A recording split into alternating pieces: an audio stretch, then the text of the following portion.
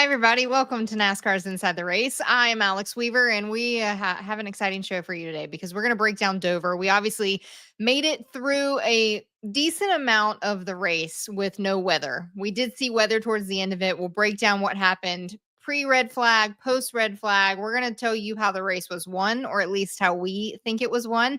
We're going to break down the bracket because the Cinderella story of Ty Dillon, he's going to the championship, but it was Denny Hamlin who saw the checkered flag at Dover. He got it done for his third win there.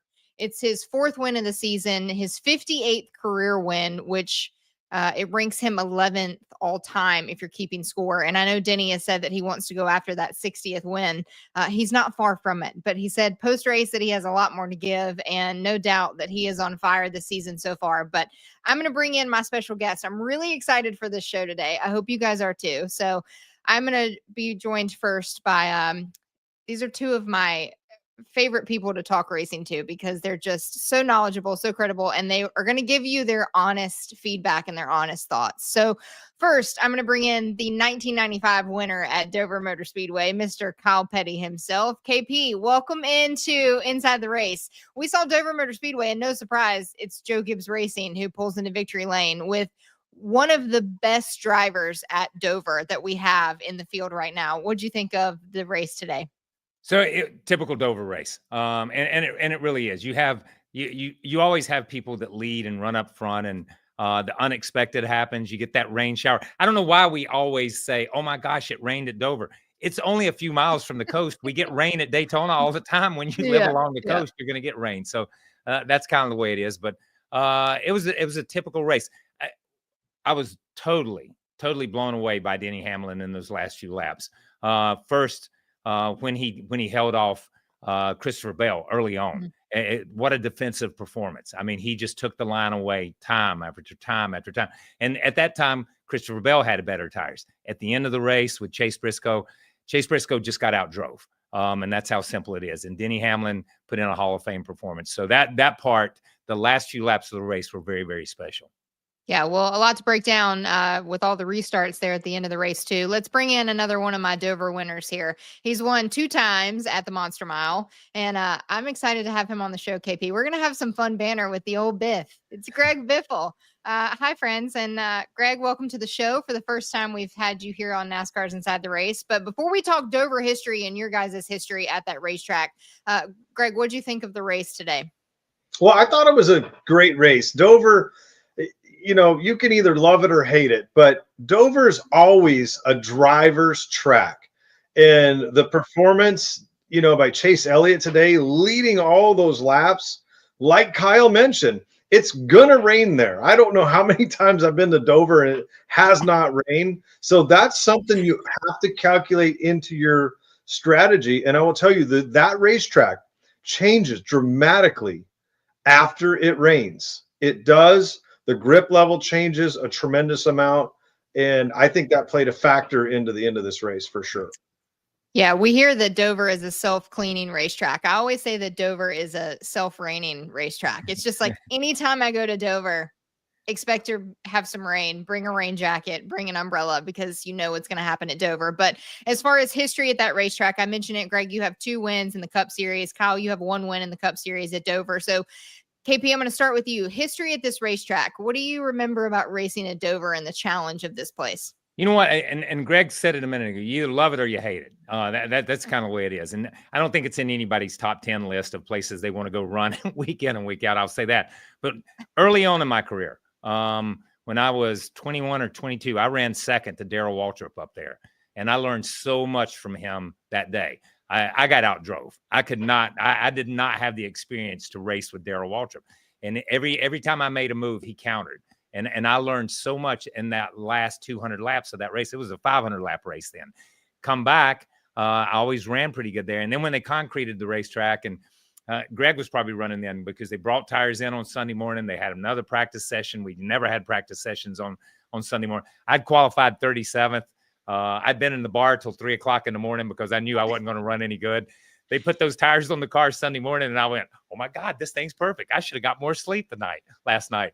And went out and won the race. And it was just it was a good day. We led 260 or 70 laps over half the race. So it was just is a good thing. So I've always enjoyed Dover, but Dover constantly changes, and the concrete, like Greg says, anytime you get a rain shower from Friday night to Saturday night, it's a different racetrack. You get a rain shower from Saturday to Sunday, it's different. Middle of the race, those last 15 laps, 20 laps of the race, whatever, after the rain, 10 laps, whatever it was a different racetrack than those guys raced on all day. Let me guess the bar. Was it Fire and Ice? No, is that the Ramada Inn? I don't even know if the Ramada Inn's still there, but it was a jamming place. Let me tell you that. That is funny. If those of you that don't know, Fire and Ice is the bar that's in the casino, and it tends to see the NASCAR garage. Sometimes we'll make a visit there. Yeah, there was no casino there. There was no casino there back in the night. Remember, I'm talking about the last century. I'm talking about the last century. This is when I want to race. I got it. Greg, you won there and pulled into victory lane, twice in the Cup Series, twice in the Xfinity Series. And we always say that this place is such a challenge. What do you remember racing at Dover?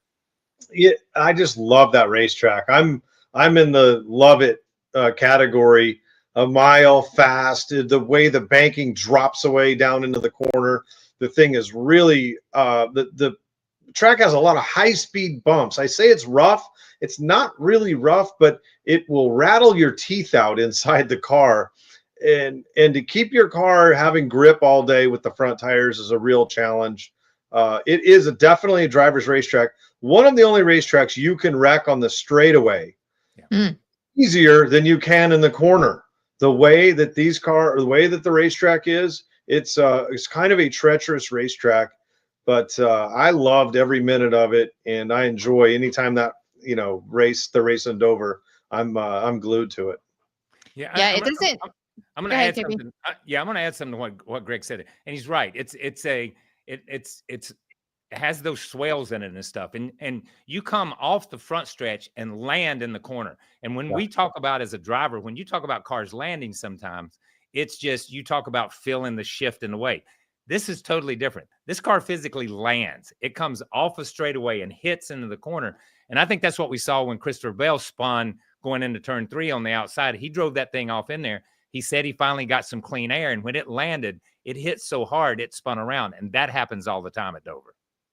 Yeah, Dover is one of those. It's high loads, high speeds. It puts down a ton of rubber on the racetrack. The grip level is loose. And then, we add in the middle of July that we're racing in Dover, which if fans that are watching, please send us questions, comments, concerns. If you hate the show, I always say blame Steve Letarte. So please give your hate to Steve Letarte and any opinions that you don't agree with. He is flying home from Dover now, so you can send all the hate messages to Steve Letarte in there. Please. Just kidding. We love you, Stevie. No, but it just presents such a unique challenge for our drivers. And then you throw in that July is adding a ton of heat. We're used to seeing Dover earlier in the season. I had a lot of folks that were texting me because I was asking about conditions today, and they just said that it was one of the hottest race days that we've had all season. It was super humid. Obviously, the weather presented a challenge too, but for drivers with you guys, and Greg, I want to start with you on this one. When it's so hot inside of a race car, mentally, what does that do to you running 400 laps at Dover? Well, like I mentioned before, it's the racetrack is very rough or high speed bumps, and it takes a lot out of you. It shakes your head. It's hard to keep laser focus. You cannot let your guard down at that racetrack for 1 second, especially on the straightaway and coming off the corner. Can't emphasize that enough. You add in, being very hot inside the car and, getting dehydrated, getting, I'm not going to say getting tired, but getting worn down. That's a tough place to be for those conditions. Yeah, absolutely. Any racetrack is, but especially there. And so it's a lot of work inside the car. Those cars are hot inside no matter what.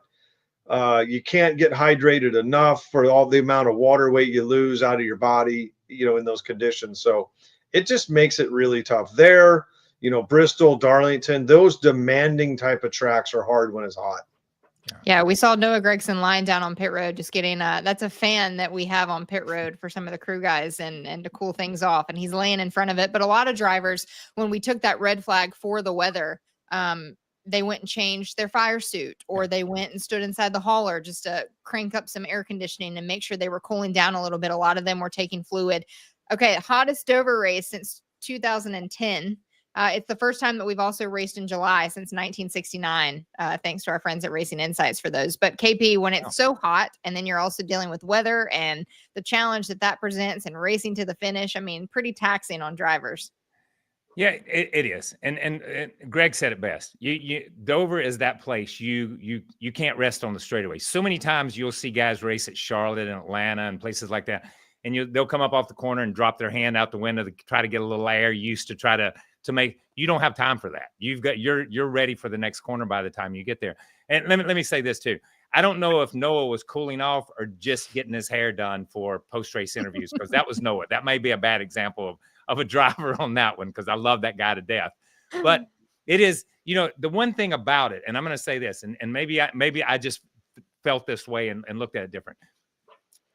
There were a lot of races we ran. I felt bad for the crews because they were outside and they were humid. Inside the car, there's not humidity. It's a dry heat. It just sucks all the moisture out of the car inside of it. It's hot. It's 140 degrees. It's 150, whatever it is inside these cars now. And they're super hot because they're all sealed off the way they are. But you feel bad for the crews too. And they've got to be on 24 hours, or they got to be on every lap all the time. They got to be ready when that guy comes down pit road. So heat plays a factor in it. Now, when we get to the end of the race, and I'm going to say this, I think watching the race and watching the end of this race, and Greg and I we've been through rain delays a million times. The worst part about a rain delay is not knowing whether they're going to start up again. To me, that was always the worst. Are they going to go again? Are they not going to go again? Are they going to call it? What are we going to do? That unknown. But I think to a T, every driver, as soon as they got out, they knew they were going to get back in.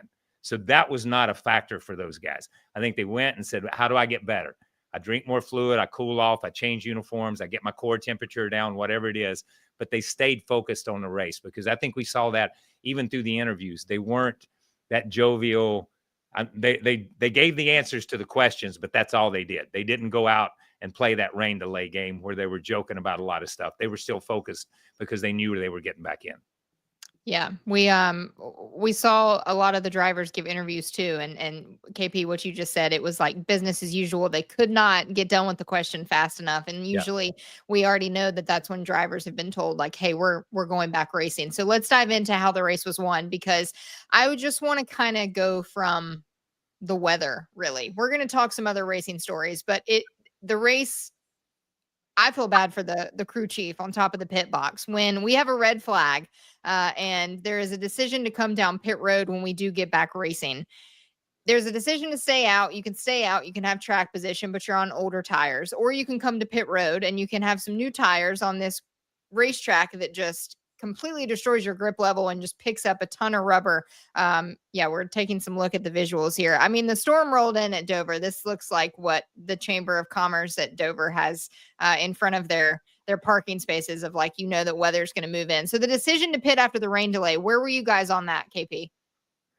So I think it depends on where you're at. Honestly, I mean, that's the way it is. We live in a time when track position is king. We live in a time when, if we go back to last week, it looked like if you came in and got tires, you were going to be able to drive back to the front last week at Chicago, whatever, that you were going to be able to win that, or Sonoma, excuse me, that you were going to be able to drive back to the front.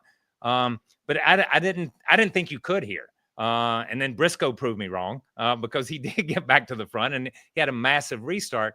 But I think it's so hard. It's so hard. It's easier to drive the car in these situations for me because I know my job. My job is get up on the wheel and make something happen in these last 4 or 5 laps. Get the most out of this thing I can. It's that guy on the box that's got to make a call. Is it 2? Is it 4? Do I come down? Do I stay out? How many people are going to come down behind me? Am I going to be a set and duck? Just 2 of us stay out? But when you get that cushion and you pass the end of pit road and 7 or 8 of you stayed out, you breathe a sigh of relief a lot of times. But I listen, I never, ever, ever in all my wildest dreams ever dreamed of being a crew chief. That is one job I did this. That I was never going to do that, man. Never going to do that. And listen, never going to drive a water truck at a dirt track. That's just 2 things. And that's for another reason. But I'm just telling you, those 2 things I'm not going to do. All right, Biff. I know you drivers love some fresh tires, especially at a place like Dover Motor Speedway. But when the decision to pit comes out, or whether you stay out or come down pit road, where were you on the rain delay? Well, I'm going to tell you this. Kyle Petty and I agree 100% on one thing. I'm not going to be a crew chief either. I'm making those decisions. I'm not on that pit box. I will drive a water truck at a dirt track, though. But anyway, look, I love new tires. Okay, any driver does. Yes. There's so many things that I could talk about here. One thing is when you stay on an old tires and you try and scrub them in, you try and get them ready to go, and they throw the green flag. You're a sitting duck. That you're trying to accelerate. The tires are spinning. You're trying to short shift it. You stand a huge chance of getting wrecked from behind. And I guarantee you, when you get to turn one, you're probably 4 wide, and you don't have the grip you need. So I'm in the camp of putting tires on, but track position. Let's talk about track position. Track position is king. You can't. When it's 4 wide and you're coming with tires, where are you going to go? You don't have a place to pass anymore. So you can't get by these guys that have fanned out. The other thing is if you have immediate cautions right after the green flag, it burns all your time up. If you have 15 laps to go and we have 3 attempts at it and now I've lost all my laps. I needed those green flag laps in order to get by those deteriorated tires.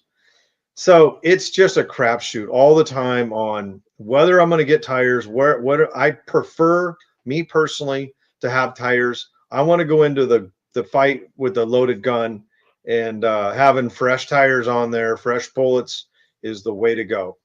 Yeah. And listen, I'm going to agree with Greg on that. Every driver that I've ever been around, man, when the caution comes out, the first thing you think is tires. I think that first lap, the restart and the first lap, if you're on old tires, is the critical lap, especially with this car and this type of racing. And the reason I say that is because we saw Denny, once he got through that first lap, and could keep you neutralized on the inside or on the outside, wherever you were trying to get around him, he could neutralize you and keep you hung in a place where you couldn't really use your tires. You couldn't really take advantage of him. And then when he did get in front, he knows how to throw dirty air. He can throw it to the outside. He throws it to the inside. I mean, he is the defensive driver, and he does that probably as good as he and Joey Logano are probably the 2 greatest at doing that. And honestly, Denny's probably better on tracks like this. And I think that's what we saw Denny do multiple times. He kept you pinched down. He kept you run up. He kept you in a bad place, and you couldn't really use your tires. And he was still able to use what tire he had. But Greg knows 2 cars running side by side there, they're not going to set the Xfinity fast lap of the race. Okay. That's a different pace. You know what I mean? And if you're behind them, you're just waiting to see, because you can't run 3 wide there. There's just no way. Yeah. And if I'm on old tires, I want to be on the outside.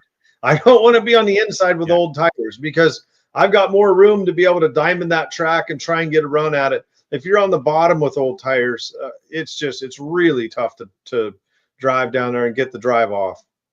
Yeah, which, Greg, to your point, Denny took the outside on all his restarts there because he had the older tires. Let's talk about, though, the pit decision and what it looked like, because I want to get to Bell's in-car camera of that spin on the restart. When we came back, we had 3 restarts, basically from the weather delay until we were at the close of this race and crowning Denny our winner here. But the top 8 stayed out. So that was Denny Hamlin, Christopher Bell, Chase Elliott, Kyle Larson, Alex Bowman, William Byron, Austin Dillon, and Noah Gragson. And then P9 through P16 only took 2 tires. So the rest of the field came down pit road, got some new tires. And it was Christopher Bell who spins right here. And KP, what do you make of this spin that we saw? Because if you remember last year, Christopher Bell spun in qualifying at Dover. He spun earlier this race at Dover too. So, I mean, C-Bell can't figure out really when it comes to Dover and how not to spin out sometimes. No, listen, when you go to qualifying, you're putting it all on the line. At this point in time, he's putting it all on the line. And when he spun the first time, he's putting it all out there. He's going for the lead. It's not like he's spinning from 15th position or 25th. He's putting it on the line, and he's out there. And I think in this situation, he got a great restart. I'm going to give him that. He got a great restart. He was able to keep Denny there, but Denny, he had the offense going into turn 1. But once they come up off turn 2, Denny was on the offense. Denny was the one that put him where he needed, or put him on the racetrack. Denny kept him pinched down.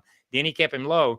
And as you come up off the corner, when that thing gets a little bit snug or you don't have the rear grip, it begins to walk off the corner, and it'll walk like this. And you can see as he walks up off the corner up under him, it spins. It takes a little wiggle, and then it just steps out right there. And he comes just around. Actually almost hits the back of the 11 car as he does it. And we've seen a million spins in this place. I was more surprised it didn't take out more cars than what it took out. Me too. This is so narrow right in there. But listen, when you're driving 10 tenths, this is going to happen to you.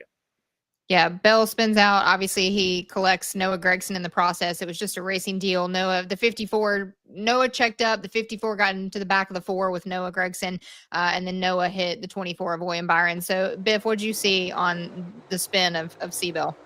Yeah, I mean, it's so that you're coming off the corner, you're in such a critical spot, and it just, all it did was they touched on the right front corner ever so slightly, or it took the air off the right side of his car. And that's what I was talking about. This straightaway will eat you alive.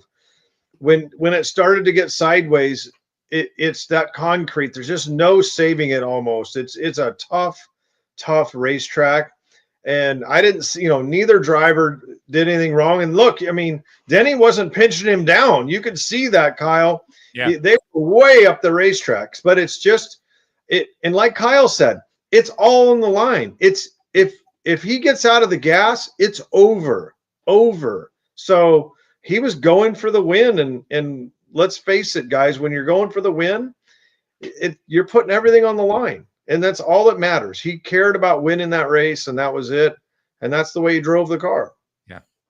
Yeah, the 20 obviously came down pit road to get 4 new tires and then was speeding on pit road. So a day went from bad to worse for Christopher Bell. Obviously was on the back of the field after that. But then let's go to overtime, the first restart that we saw in NASCAR overtime, because again, it was Denny Hamlin on the outside and then it was Kyle Larson on the inside. And this was shaping up to be a repeat of 2024. I thought we were going to see these two battling it out. This is Chase Elliott's in-car camera that we're watching here. He obviously loses spots on this restart, but Denny gets a nice push from the 19 as well. Chase Briscoe had those fresh tires out there. So, Greg, what did you see on this restart? Well, you could see Briscoe and the new tires, exactly what I was talking about. He shoved Denny out the front door of that place, that drive. And I'm impressed that he was able to hold him off with that kind of tires, and especially he got him to warmed up. And then took a shot at him. It's surprising that Denny was able to hold him off. Yeah, KP, I was super surprised that the 19, he couldn't quite get the pace to go around the outside of the 11. I thought he was going to go at least 3 or 4 wide there. What did you think of the 19 in this restart? Yeah, I honestly thought that the 19 was going to, just like the restart before, when he came from 6th or 7th or 7th or 8th up to that far. I thought he would fan out and be a little bit wider. But, I think what he did, and honestly, if you watch that restart, he got such a good restart, and he got in the back of Denny, just as Greg said. He gets in the back of Denny. He shoves Denny. Denny's almost clear of the 5 car when they get to the start-finish line. On the previous restart, when we saw Christopher Bell and those guys, Christopher Bell was fender to fender, tire to tire. So this was a terrible restart, not so much a terrible restart by Larson. It was such a great restart by the 19 that he shoved Denny so far out in front of him that then he couldn't catch him. So I think he almost hurt himself in some way by pushing him out there, because he pushed him out there and then he couldn't catch back up. Yeah. And before we got started here, I was looking at KP and asking him about Denny. This was the restart, KP, that I mentioned, that it looked like Denny Hamlin almost like baited Kyle Larson. I don't know what was happening, but you talked about it before we started rolling here on Inside the Race about just the dominating performance of Denny Hamlin on these restarts today. Yeah. And listen, and if this is a restart we were talking about, I think from the outside looking at it, it does look like Denny Hamlin baited him a little bit, and that Kyle ended up doing one thing and Denny did something else. Watching it from the angle we looked at, I'm not sure Denny knew he was going to restart that good, because I think the 19 hit him so hard and drove him off into turn one so hard that he may not have run into turn one that hard all day long, honestly. So I don't think it was so much as baiting him or putting him in a position, but I thought Denny Hamlin had incredible restarts all day long. Once he got to the front, once he got to the front row, he was not giving that front row up. He chose that outside line every time, and he knew where his car was. And I bet if we could overlay the first restart, the second restart, and the last restart, I bet he hits the same marks on the racetrack going into turn one every time. That's how methodical he was on those restarts. Well, Denny Hamlin had our Xfinity fastest lap on lap 4:07. So pretty quick work of this place. Denny Hamlin is showing everybody as of late how to get it done at Dover. But let's take a look at the final restart too, because Biff, I want to get your opinion on this. I think we're going to take a look at this, the battle between the 19 and the 11. Obviously, this is broadcast angle. We're also going to have the in-car camera. I think we have it of Alex Bowman as well, who's behind these guys battling it out here. But Denny making older tires work, which shocked me when it came to a place like Dover Motor Speedway. Yeah, I mean, I can't believe Briscoe didn't have the turn and the drive to keep that thing on the bottom. But I will tell you, he watched the other guy spin that was on the bottom, and he knew he had to be guarded from that. But at the same time, he just did everything he could. I'm surprised that Denny got such a good start with the older tires. You saw that Briscoe pushed him so hard the time before. And right here, I'm watching this, I'm thinking it's over. And the way Denny's car came off the top, you always have that straightaway momentum. And here again, down on this end, I'm thinking right here, it's over. Briscoe's got it. And Denny's car just able to come back on the top. Incredible what he was able to hold off with those old tires. That's really impressive. Yeah, Chase said post-race, Chase Briscoe said post-race that he wishes his Camry was about 3 to 4 inches shorter because he thought he was going to clear the 11. D'Lo, can we toss up the tweet from Chase Briscoe that he put out on X post-race as well? Because I want Kyle to react to this. All right, well, dang, if you ain't first, you're last. This is what Chase Briscoe tweeted. And it is so true. We celebrate in our sport. We celebrate P1. We like the winner. We want you to go to victory lane. It doesn't matter if you're second. Who cares in the history books when you look at it? So, talk through this battle of what you see of the 19 and the 11, the two teammates. No, and listen, there's only they know what goes on inside the race car. I'm going to say that, and we used to say that all the time. When we had a 43 car field, there's one winner and 42 losers. That's just the way it is, because you only go to the racetrack for one reason. You don't go to run second. You don't go to run fifth. You go to win races. At least that's what every team I ever worked for did, was go to win races. But as I watched this, you want, sometimes you question, would they have raced each other like this if they weren't teammates? Would they have raced a little bit different? Would they have leaned on each other a little bit more? Would Briscoe have tried a slide job going into turn 3 or something, whatever it may be? I don't know. Because when you look at it, when I look at this, and I'm just going to be blatantly honest here. When I look at this, I look at a guy like Denny Hamlin, who stayed out, who's on older tires, who has led a lot of the race, is trying to get to that 60 mark. He's got a lot of things he wants to do, and he just flat out drove Chase Briscoe in those last 2 laps. He kept Briscoe where he wanted to, and Briscoe could not make his car do what he wanted it to do, and he got beat. And that just happens in racing. Sometimes you just get beat, and Briscoe just got beat today.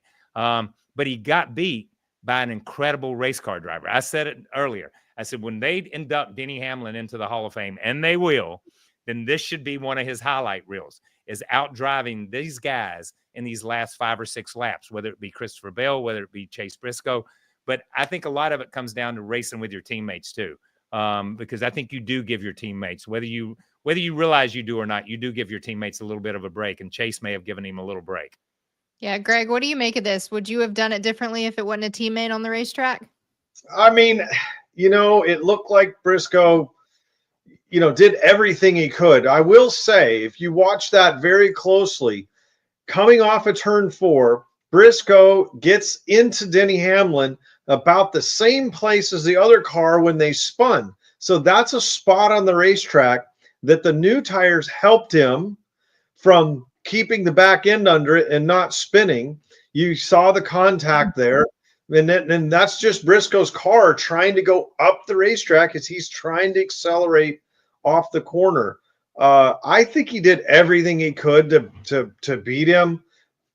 You know, he could have tried to rough him up a little bit, but these cars and this concrete is so hard to kind of move a guy out of the way. I'm just not sure that he wouldn't end up turning himself to try and move Denny up any more than he already did. Yeah, and we heard Chase Briscoe say post-race he wanted to make sure that it was a JGR car in victory lane. He wasn't going to wreck them both to take it out. But Chase Briscoe's 8th top 5 of the season, more than his last 2 seasons combined. And when Chase made the move over to the 19, obviously this is a championship-winning crew. They came with Martin Truex Jr. They knew how to get it done. They knew the pressure of the postseason. They knew the expectations at Joe Gibbs Racing. So, KP, for you, when Chase Briscoe made the move, he knew he had a lot of pressure and he knew what the expectations of taking over that seat. Have you been impressed with what you've seen from Briscoe this season? At times, yes. I will say that. I said there's been moments. And listen, I think when Chase won, he made it very clear that he felt that weight. He felt that weight of getting in a car that had won races, that had run up front, that had been a contender, that could win races, because he had and Greg knows this because he's driven a million different trucks and Xfinity cars. When you get in a car that's never won a race, there's not that pressure because nobody else won in it. So if I go out and I win in it, I'm a superstar. But when you get in a car that somebody else has won in and you get in it and you don't win, chances are you're not going to stick around long because they're going to say that's a winning car and a winning organization. So there was a lot of pressure. But I think there's been moments that I've watched Chase, and I think he's matured, and I think he's there, and he's on the verge of breaking through and winning multiple races a season, and getting stuff done, kind of like Briscoe, kind of like Christopher Bale is doing, kind of like obviously like Denny Hamlin's doing, but Ty Gibbs is not doing that yet in the Gibbs organization. He's not busted through there and winning races yet. So I think if I look at Chase, he's kind of where Christopher was a couple of years ago, when we know the potential's there, when we're waiting on the potential, when we're expecting it, but it's just not there week in and week out. He has an up week and a down week, but he's shown he has speed because he's set on poles. What do you do? Set on 3 or 4 in a row. It seemed like every week we went to the racetrack there for a while, he was the fastest guy. So I think that comes, and then the wins will come. So there have been moments this year that he has impressed. Yeah, Joe Gibbs Racing went 1-2, and then Ty Gibbs finished to round out the top 5. He was in the 5th position. But, Greg, I want to kind of switch gears a little bit, not from teams, but to manufacturers, because you won at Dover, obviously, in a blue oval with the Fords. And now we come to this racetrack, and it is like the Fords can't find success here if it reached out and slapped him in the face. Yep. What is going on with Fords at Dover Motor Speedway, and what do you think the deal is?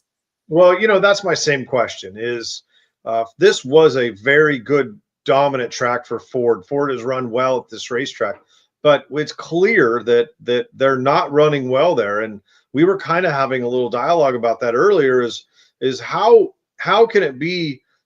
Every driver in the Ford camp can't run well at a particular racetrack, and I say can't. They're up there at times, but on a regular basis. So it's kind of mind-boggling how a manufacturer has sort of like a deficiency, let's say, at a particular racetrack. So it is surprising to see that they're struggling there because they've got a lot of good drivers. So it'll be interesting to see. I'd like to be a fly on the wall in some of those rooms, debrief meetings, and engineering meetings on what they think the issues are. Yeah, KP, the highest finishing Ford was Ryan Blaney, who finished in the 8th position. But yeah. You have Ryan Blaney, then Chris Buescher, then Brad Keselowski, 8, 9, and 10. So some top 10 finishes. But if you look at stage 1 and stage 2, I mean, these drivers, Ryan Blaney, 16th, stage 1, 9th, stage 2, Chris Buescher, 18th, and then 17th. Yeah. I mean, running in the middle of the pack all day, and the highest finishing car only rounds out the top 10. Yeah, I think Ryan finally worked his way into, if I remember right, kind of running 8th, 9th, and 10th. So he ran in the top 10, but he was the bright spot. You look at Brad Kay, he was running 19th or 20th there early in the race. They were did the in-car with him for a long time, and Buescher. And I expected Buescher to run well here because I've seen Buescher run great and Roush's Xfinity stuff here in the past. So I expected him to really this to be a place. But the Fords, I think we get into that sometime. If we go back to Atlanta just a few weeks ago, it seems like every Ford in the field qualified in the top 10 or 12. It was a Ford sweep of the top 10, it seemed like. And then you go here and they're lucky to put one in the top 15 or 20. It's that kind of thing. And that's a manufacturer issue. That's not a driver issue. That's not a team issue. I don't believe that's a manufacturer. But we've seen that through the history of the sport at different places when we ran the other engines and stuff, because some racetracks fit the torque curve and the power curve, and that's the way it was. In this day and time, I didn't think we had those issues, but it seems like for the Ford teams, Dover is a sore spot that they need to focus on. Yeah, we're looking at it there. Kevin Harvick is the only driver to win for Ford at Dover since 2011. So it's been a little while. Might have to put in some more work there at Dover. But I want to get into the feel-good story of the day, because Ty Dillon is going on to the finale. He has made the finals, the championship round between John Hunter Nemechek and Ty Dillon. And it is all thanks to this overtime restart where he edges out John Hunter Nemechek. He gets his lap back, and Ty Dillon's moving on. He has a chance. He's going to be a 50% chance of winning $1 million next week when we're all done with this in-season tournament challenge. Greg, did you see Ty Dillon being the Cinderella story in the NASCAR Cup Series? Absolutely not. Not to say that team hasn't had success, but when you look at the lineup and you look at the guys that he's up against, you're just, you're saying he's an underdog, and to come out of it the way he did and put the effort in, and the team put the effort in, and he did a great job behind the wheel and put himself in that position. I'm happy for them and happy for that team. And I just hope they go to Indy and have a good, solid run and are a factor in the program. KP, Colin Racing in the final of the in-season tournament challenge. And I want to show, can we pull the clip up of John Hunter Nemechek? Because I don't think we actually respected the trash talking, which it didn't end up in his favor because John Hunter Nemechek lost it. But he wore a Ty Dillon shirt. He's ripping the shirt off. KP, what'd you make of the whole JHN versus Ty Dillon debacle here? Well, listen, I think that's what this thing should have always been about, is that type of banner, that type of let's go back and forth. Let's talk a little bit trash. Let's do something and give the fans a reason. The fans are pulling for Ty. For Ty Dillon. From the time he knocked Denny Hamlin out, your favorite driver, and that's what he said, I knocked your favorite driver out. From the time he uttered those words, there's the entire grandstand shifted to Ty Dillon, and they're like, we're gonna get this guy, and it's just the way it's played out, and Greg knows it, man. I mean, when you're going 1-on-1, it's tough in this field. That's why the championship race always just takes my breath away, because you're 4 guys and they're just competing against those 4 guys for that championship. That's all you got to beat, and so many things can happen, and we've seen things happen. We've also seen Ty make things happen. He made something happen for him at Sonoma. He made something happen today. He got back in position and made something happen. I think, and I loved what you said in the beginning there about you're saying there's a chance. I think he needs to come out with a T-shirt this weekend from the Dumb and Dumber movie where they did the thing. So you're saying there's a chance, You're saying I've got a chance, and just listen, maximize it. Let's make some merchandise, man. Let's sell some stuff. Let's rip the sleeves out of them. That's right. Yeah, let's just do it. Let's just sell souvenirs, because this has put him at the top of the story list. They talked about it all day long today, and they're going to talk about it leading up to the biggest race, Indy, to one of our biggest races. It's going to be a topic of conversation all day long up there also.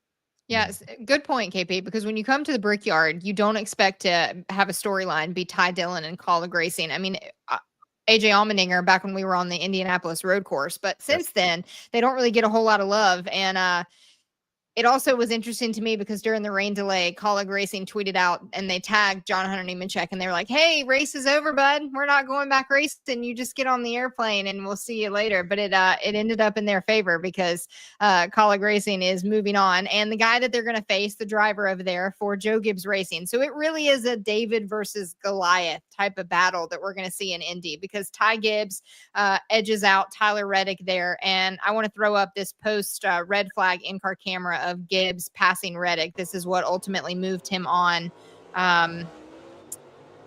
We had another restart where he completely has Gibbs driving away. We're going to show that angle too. But Greg, when you're looking at these two guys of Tyler Reddick versus Ty Gibbs, I mean, both organizations have had a lot of success this season. Both organizations have made their drivers end up in this the final four of the in-season tournament, but it's Ty Gibbs that edges him out.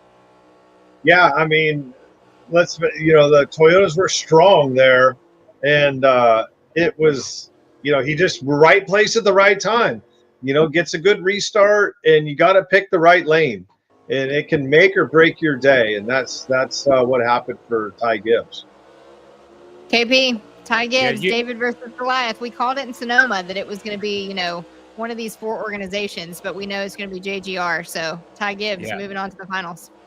Yeah, and listen, I think I like this, and I do, because it is a David versus Goliath, but it's not the number one driver in Goliath's team. You know what I mean? It's the guy that's third or fourth on that list, that's down towards the bottom, and it's not the number one driver at Colleague Racing either. And as we look at Colleague and we look at that organization, I think that's what NASCAR has preached, and that's what they've said about this car from the very beginning is, you can start a team, you can have a team, and you can race with the Hendrick organization. You can race against the Penske organization. You can come in and go wheel to wheel and door to door with them. And I think that Spire has shown that they've been able to elevate their game. We've seen teams step up, and I think we're seeing during this period of time, during these 5 Turner races, we're seeing Colleague Racing step up with this 10 car, and we're seeing Ty step up. I think that's a bigger thing. We're seeing what Ty Dillon can do. I think he's been much maligned in so many ways because of what Austin's done and the rides that Ty's been put in and the direction he's taken. But now to be able to really capitalize on something, and he's not had a shot at winning any of these races. Let's be 100% honest. But going head to head against the people that he's matched up against, he's been able to outrun them either on the racetrack or because of their trouble. And that's just the way the game's played. I wonder if there's anybody out there that had Ty Dillon in the in their final bracket. If there is, please tweet us, because I want to go buy a lottery ticket with you, or go to the casino, the Dover Casino, and start a round of blackjack with whoever had Ty Dillon moving on. But I'll say this: if I was going to pick a name to go to the finals, I would have picked 2 Kyles over 2 Tys. I will say that. I would have picked the 2 Kyles before I picked the 2 Tys. Kyle Larson was in my final. I had Kyle Larson versus Denny Hamlin in this in-season tournament. So I was dead wrong, because it's the 2 ties. It's going to be Ty Dillon versus Ty Gibbs. D'Lo, behind backstage, if we have any questions before from fan engagement, if we have any YouTube questions of you guys asking, or ask them now if you have any questions, because we're getting ready to wrap up the show here. But I first want to talk to these 2 guys, because I don't get KP and Greg Biffle on the same show very often, and I'm loving having their opinion and having them here. So I want to talk this season as a whole. Biff, what have you seen from this season, the number of winners that we've had, and how the playoff picture is shaping up? What do you think 2025? Yeah, I mean, it's surprising. Toyotas have been really strong, obviously. Denny Hamlin with 4 wins. Typical guys on the bubble again, those searching for those wins, the 15th through the 17th guys searching for wins and searching their way into the playoffs. But it's been I think it's been a competitive, well-rounded season with the number of winners we've had, and it's it's what I expect to see, and it's going to come down, like anything, it's going to come down to the very end, and there's going to be 3 guys within 12 points going into that final race fighting, and then somebody else comes up and wins, and mixes up the whole playoff game. So being in those spots right now are a difficult position. Greg, you already put it out there in the universe, which means Daytona, when the girl who got the communications degree has to use her math sitting on pit road at Daytona for those final chaotic laps at Daytona, where we're trying to figure out how the math is coming to factor and who's going to be in the playoffs. KP, the season so far, we've had you obviously here on the show, and we now have seen repeat winners. So the good thing for the bubble guys is that they had a repeat winner win at Dover this week. Yes. And listen, that is the good thing for the bubble guys. And you know, Greg said it. We've got the same guys on the bubble. Bubba Wallace is the modern day Clint Boyer, because Clint Boyer was always on the bubble. Now Bubba Wallace is always on the bubble, it seems like. Chris Buescher, always there. Alex Bowman has been there the last few years and has been able to win and remove himself from that. So Alex is that guy that can slide in there and get one before we get to the playoffs. And because he just seems to come through at the right time to make something happen and get hot at the playoffs and kind of drive his way into the playoffs. The crazy thing for me is I do believe that Christopher Bell with 3, that Denny now with 4, with Kyle Larson with 3, that's helped these bubble guys. That's helped because it's almost like every time, as you say, that a previous winner wins, these guys breathe a sigh of relief. I'm going to rant here for a minute. I've heard from so many people on Twitter and so many people, you know, SVG Shane, he doesn't deserve to be in the playoffs. He only wins on road courses. Okay, I'll give you that. He's a great road racer. He's an incredible road racer. That's his background. What if Denny Hamlin only ever won on short tracks? Because that's his background. What if he only won Bristol? What if he only won Martinsville? What if he only won the shorter tracks? Would he still deserve to be in the playoffs? And I say yes. It doesn't make any difference. A win in cup racing, and Greg knows this, it's hard to get that W. It's hard, man. You beg, borrow, and steal. And when they say you would wreck your mother, you just about would. I'm telling you, because it is something you look back on and you don't take it lightly. It's a huge thing to walk away from a race on a Sunday, a cup race, with a win. So I think Shane and that team has done a great job of putting themselves in position. And I do think we'll see a couple more winners.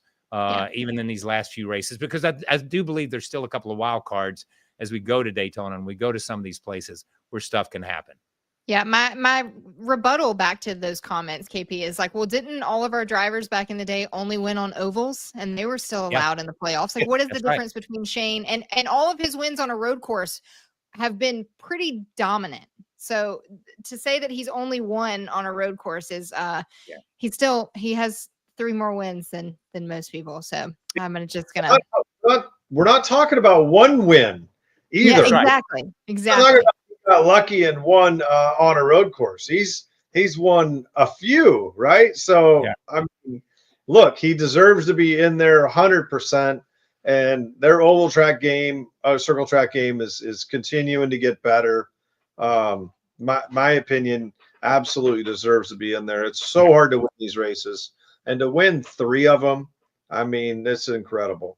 Yeah. Lights out for SVG. But I want to also take a look at the schedule that we have remaining before we know the 16 drivers that are going to race for a championship. Obviously, we have a handful of drivers that are trying to come from below the elimination line and race their way in. I'm looking at guys like Kyle Busch, Ryan Preece. I mean, there are some drivers who can really find victory lane, especially when we're looking at these racetracks we have coming up. Obviously, we head to the hallowed grounds of Indianapolis Motor Speedway next weekend, but then we see Iowa.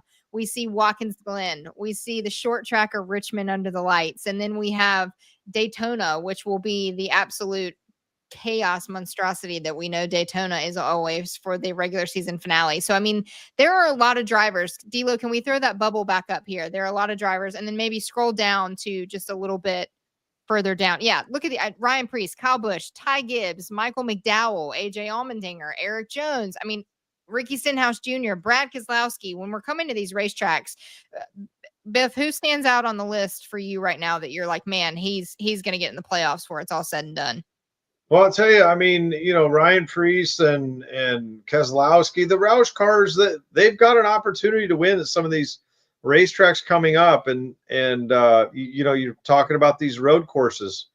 Some of these drivers are good at the Glen. So, and then Daytona, let's face it, Daytona, anybody can win there. Anything can happen. So it can very easily be shaken up by just a win at Daytona. We always see that. Somebody can come from out of nowhere and end up with a win at Daytona. So I don't think you could put a lot of nuts and bolts into this thing until we get down to Daytona and know that, where one or two guys could move and be in this thing, because you don't know who's going to win at Daytona. I'm just telling you. Yeah, this is KP's favorite topic to talk about the playoff bubble, because then he says they become like ghosts throughout the rest of the postseason, and we never talk about these guys anymore. But as far as below the elimination line, KP, who's your guy that you're like, oh, he might be in? So I'm pulling for Kyle Busch, and I say let's go back to Kyle Busch used to just dominate Richmond. He knew how to get around, and Iowa and Richmond, they're kind of alike. So you got two shots at that. So I like to look at him. If we had a couple of mile and a halves, I'd throw Hocevar in there, because the way he's been running on that style racetrack, on the mile and a half style racetracks. I'm not sure about Hocevar when we get to the shorter tracks, and I'm not sure about the road course stuff right now. But although he did qualify well at Chicago, and it was funny because he had wrecked everybody else in the field. Finally, he wrecked himself at Chicago. So I guess that was his payback when he paid himself back. But so that's a team. Spire is a team that can get in there and run. We've seen Ryan Preece run up front. But Ryan Preece has taken himself out of races. And that's what we get to when we get to this group of drivers and this group of teams, is as many times as they have an opportunity, they also take themselves out. They take themselves out on pit road. They take themselves out on a pit call. The driver takes themselves out by something that happens on the racetrack. They're not as consistent as the guys at the top, as the Denny Hamlins, as the Kyle Larsons, as the William Byrons, those guys. That's why when we finally do settle on whoever the bubble is and whoever makes that final 16th position, we don't talk about them anymore, because now that inconsistency moves up to 16th, 15th, 14th, and 13th. The sharp end of the stick stays sharp. It always does. That's why they're always there. That's why those teams always contend for a championship. So I think the possibilities there, just like Greg said, because of Daytona. But, it's hard to really pick a driver and say, that's my guy, because Ricky Stenhouse at Daytona has been phenomenal on numerous occasions, and you never saw him after that. Once you'd leave Daytona, you didn't see him the rest of the year, but he was competitive there. So anything can happen. Throw up that comment again about Kyle Busch, because color me insane, I think Kyle Busch wins the Daytona 500 before he retires. If you knew the bias that I go into, don't tell anybody if you're listening, of Kyle Busch. I want him to win the Daytona 500 so bad. I mean, every single time on a Daytona 500 media day, I think my face lights up when I get to talk to Kyle Busch, just strictly because I want him to win the dang thing. Yeah. I'm so ready to get the monkey off of the back when it comes to Kyle Busch and the Daytona 500, so we can all just stop talking about it. So Daniel, you're not insane, or either I'm insane along with you, but KB is looking to pull that number 8 car just into the playoffs this season. So he's going to have to cross that hurdle first. But I think there was a question about Chase Elliott's pit call. If we can pull that up. Okay, what about the pit call for the number 9? KP, you know which pit call they're talking about? Where, there at the end, or which time? I would assume it was probably the end. So listen, I said it earlier. I'm not a crew chief, and I am not quite. I'm not second guessing those guys. Obviously, and let me for fans. Let me say this. Let me try to explain it this way. And I always looked at it this way as a driver, and maybe I'm dead wrong. The race is a chessboard. Okay, the race is a chessboard. I can't see the chessboard. I only see the 2 or 3 cars in front of me and the 2 or 3 cars behind me. Those are the only players I see all day long. And Greg would probably say the same thing. We've run entire 500-mile races and only seen 6 cars, except under caution when you'd all get bunched back up. But you race the same 5 or 6 guys all day long. The crew chiefs, they see the entire pit board or the entire chessboard. They see what another driver does. They see what another team does. So they make their calls accordingly. So I'm not going to question any call that a crew chief makes on pit road, because he has more knowledge and sees a bigger picture than what I ever saw as a driver. I will say that. Hindsight's 20/20 for all of us. You know what I mean? Hindsight's 20/20 for all of us. If I can go back and look at my career from this side, looking back, I should have won 800 races, because that's how many I entered. 800, right? You know what I mean? Because hindsight's 20/20, but that's not going to happen. You know what I mean? So you make with the best of it, and that's what you do. That was All a right. great way to explain it, Kyle, because you left me nothing else to talk about. It is so true that inside the car, we don't know how fast new tires are. We don't know what our lap times look like compared to the other guys we're going to be around. We don't know who's planning to come to pit road. We know, but the crew chief doesn't know how our car's driving at this particular moment and how our car drives on new tires and what we might be thinking. It's really comes down to a gutsy call and having all the information, and then the restart and the things going right for you. So it's we can always Monday morning quarterback any of these, predictions or what we should have done.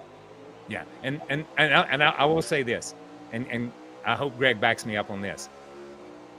That crew chief has to believe 100% in you, and you have to believe 100% in him.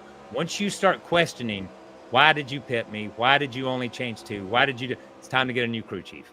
Time to move on to somebody else, because you have to have such a level of trust and respect for each other that if they told you to turn around, Dale Inman said this one time, okay, and I'm going to say this. He told Dale, and my dad and Bobby Allison were having some rough times on the racetrack. They seemed to keep running into each other, and then once they got to the garage area, they seemed to keep fighting with each other for some reason. And this is long before all this other stuff. And Dale finally just told him, he said, listen, Bobby, if Richard leaves pit road the wrong way and goes the opposite way on the racetrack and you run into him, it's your fault. And we're going to fight about it. And that's how much trust those two had in each other. Even if Richard Petty did something wrong, Dale Inman was going to defend it and vice versa. And I think that's what you have to have. When they call you to pit road, you have to have that attitude and that respect that you'll fight for them, just like you hope they fight for you.